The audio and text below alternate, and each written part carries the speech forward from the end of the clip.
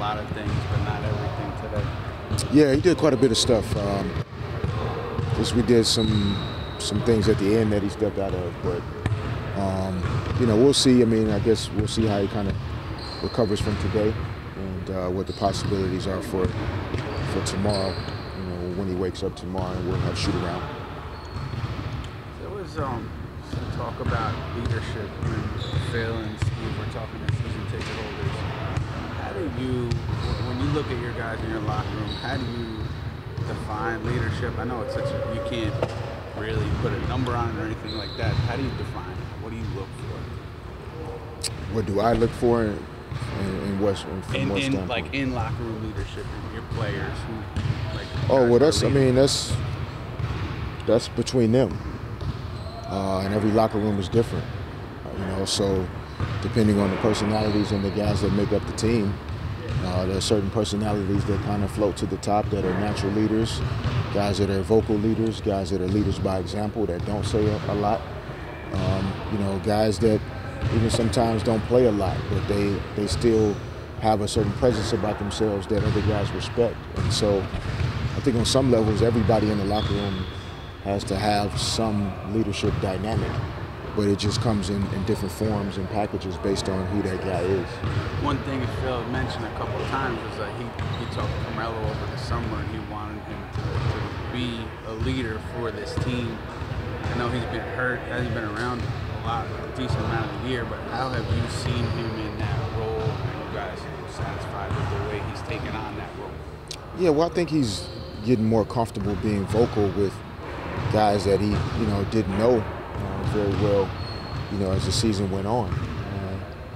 It was an interesting year for him in terms of not just the injuries, but you know, a handful of guys that he had been with the last few years are no longer here.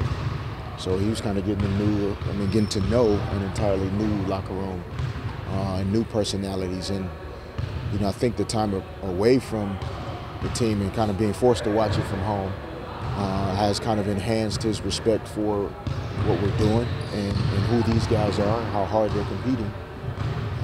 And you know, I think he's continued to stay in touch with them. He's been around the Garden more and here more, and I think the guys appreciate it.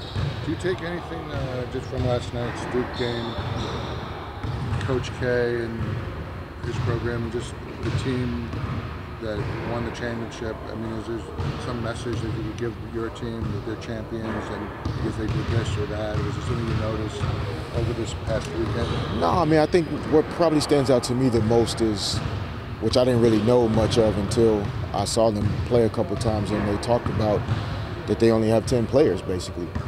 And I think 8 scholarship guys, 4 of those guys are freshmen.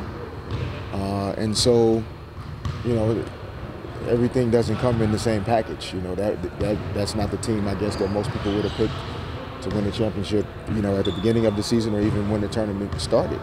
But I think it just shows you that, you know, when guys buy in and they're willing to kind of sacrifice a lot of their own individual success for kind of a greater purpose, you know, a common goal, just about anything is possible, more than what you think.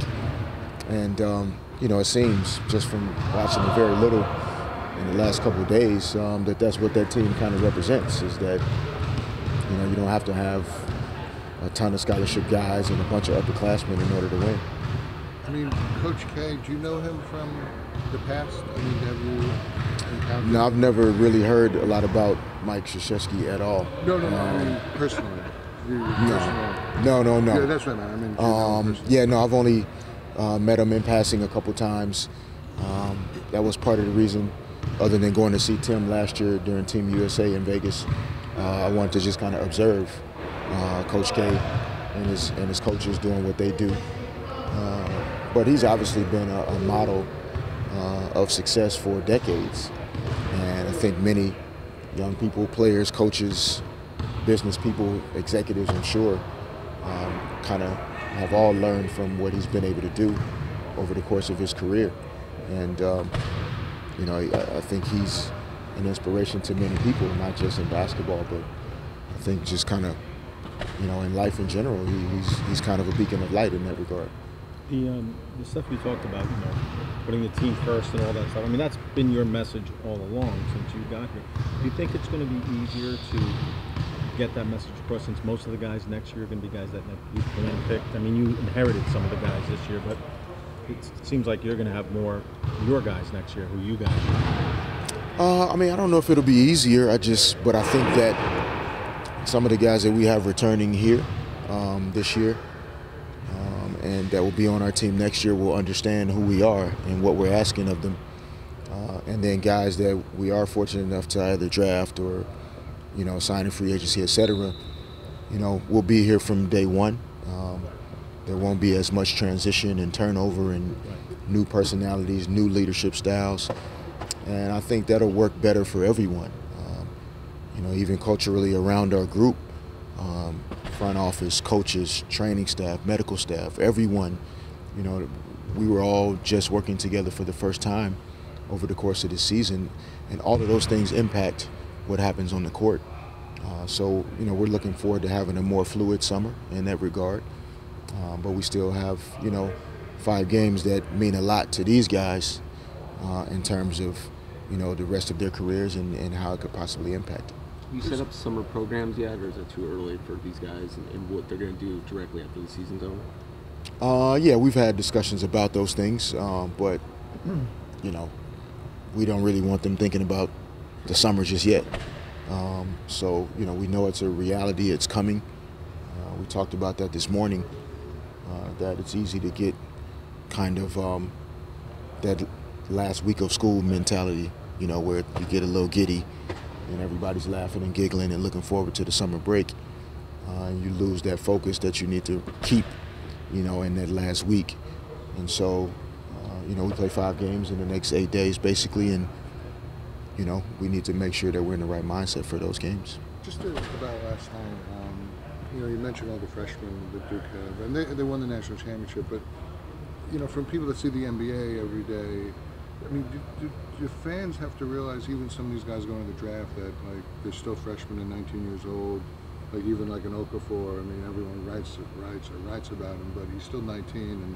And when you see it, do you say, yeah, some of these guys are young, to go? Yeah, but I don't think it's even just those guys. I mean, even the young men that we have. I mean, these guys are 22, 23 years old, still learning what being a man is even all about. Better yet, being an elite athlete and performing at a high level and all the things that come with those responsibilities. So I don't think it's really just about the college game and looking at it that way.